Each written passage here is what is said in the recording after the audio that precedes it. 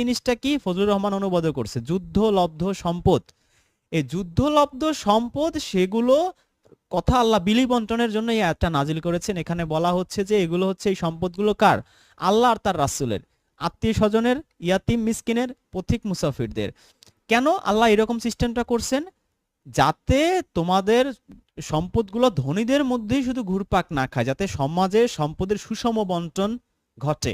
যে Karl Marx যদি আমরা পড়ি, আমরা যদি কমিউনিজম পড়ি, আমরা যদি মার্ক্সবাদ পড়ি, সবখানে আমরা দেখব শ্রেণী বৈষম্য। এই এই পৃথিবীতে বিপ্লব কেন হয়? শোষিতের কারণে হয়, শ্রেণী বৈষম্যের কারণে হয়। সমাজে সবাই যদি একই কাতারে থাকে, সেই সমাজে কখনো অশান্তি হয় না, শ্রেণী বৈষম্য হয় না, বিপ্লব হয় না, রেভলিউশন হয় না। এইখানে আল্লাহ রাব্বুল আলামিন সেই কার্ল মার্কস বলেন, কমিউনিজম বলেন, সবকিছুর চপেটাঘাত করেছেন এই আয়াতের মাধ্যমে। আল্লাহ নিজে কমিউনিজম শেখাচ্ছে, যাতে করে এই সম্পদ শুধু ধনীদের কাছে আবর্তিত না হয়, সমাজের সকল স্তরের মানুষের কাছে সম্পদটা পৌঁছায়।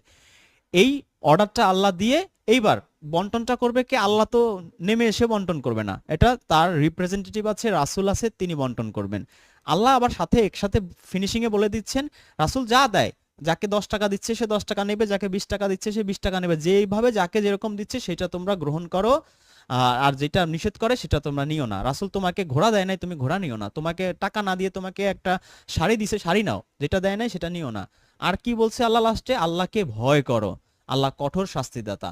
এই আয়াত শুধু না, আপনি এর আগের পরের আয়াতগুলো পড়লেও আপনি বুঝতে পারবেন। এই যে আগের আয়াত আছে, আল্লাহ ইহুদিদের নিকট থেকে তার রাসূলকে ফাই হিসেবে যা দিয়েছেন, তোমরা তার জন্য কোনো ঘোড়া বা উটে আরোহণ করে অভিযান পরিচালনা করেনি। মানে এমন একটা সম্পদ, যেই সম্পদের জন্য তাদের যুদ্ধও করা লাগে নাই, ফাই। এখানে বলা হচ্ছে যে যুদ্ধ শুরু করার আগেই সেই ইহুদিরা ভেগে গিয়েছিল, জায়গা জমি অর্থ সম্পদ সবকিছু ছেড়ে। আপনি যদি প্রথম থেকে পড়েন আরো পরিষ্কার বুঝতে পারবেন। যুদ্ধ না করে, ঘোড়া টোরা না দৌড়িয়ে একেবারে সম্পদ পেয়েছেন, সেই সম্পদ বিলি বন্টনের কথা ফার্স্ট থেকে এই সূরা হাশরে এখানে বলা হচ্ছে। এটাকে কেন আহমদুল্লাহ আব্বাসী গাবগাসিরা বলতে, বুখারী তিরমিজি দিতে আর কথা বলছে, আমার ঠিক বোধগম্য না ভাই। আপনি যদি দয়া করে আমাকে বুঝাইতেন, আমি আপনার মতো সেই হাই হাদিস বলে একটু বুক চাপড়াইতাম ভাই।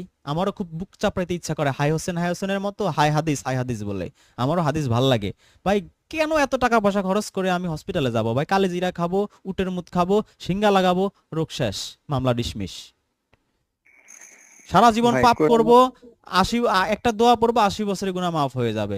হজরে অসাদে একটা চুমু খাবো, আমার সব দুধের শিশুর মতো নিষ্পাপ হবো। আমারও তো ইচ্ছা করে ভাই শর্টকাটে জান্নাতে যাইতে, আমি তো পারতেছি না। কুরআন আমাকে শর্টকাট শিখাচ্ছে না তো ভাই। আপনি আমাকে একটু দয়া করে এটা বুঝান, আমিও একটু হাই হাদিস বলে একটু আমি ই করি, জিকির আজগার করি ভাই।